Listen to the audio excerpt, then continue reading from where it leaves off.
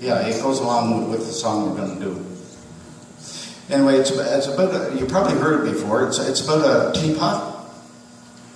Anyway, there was a couple that used to go to England to shop in the beautiful stores there, and they both liked the antique pottery and the teacups especially.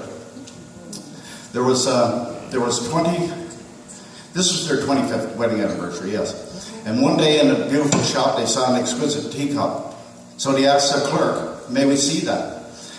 We've never seen one so exquisite and lovely before. So as the lady handed it to them, suddenly the teacup spoke and said, you don't understand, it said.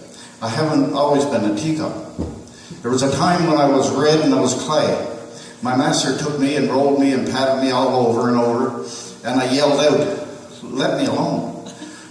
But he only smiled and said, not yet. Then I was placed on a spinning wheel and spun around and around and around. And I started to get real dizzy and I screamed. But the master only nodded and said, not yet. Then he put me in the oven. I never felt such heat. I wondered why he wanted me to burn, and I yelled, and I knocked at the door.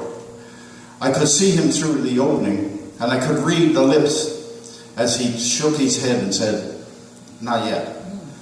Finally, the door opened and he put me on a shelf and I began to cool. That was a little better, and I said, as he brushed and painted me all over, the fumes were horrible, I thought. And I thought I would gag. Stop it, I cried. He only nodded and he said, not yet.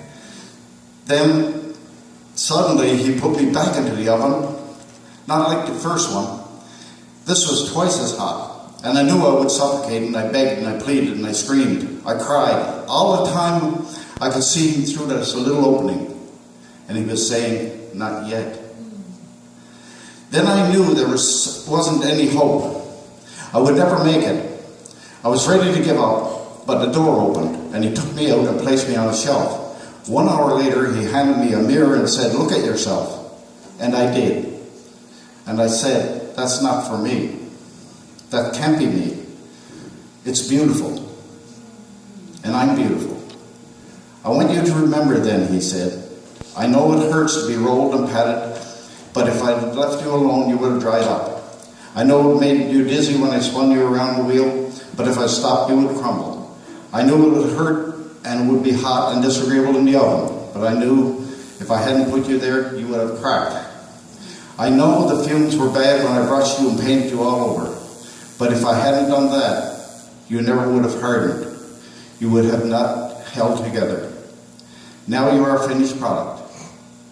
You are what I had in mind when I first began with you.